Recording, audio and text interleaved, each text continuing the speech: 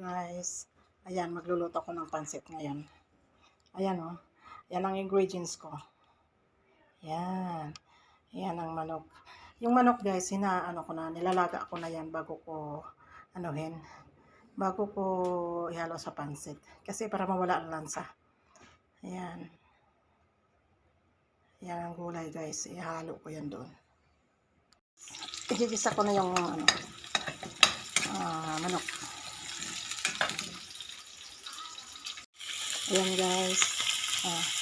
Ginigisa ko na yung manok para panghalo ng pansit. Ayan guys, nilalagay ko na yung gulay.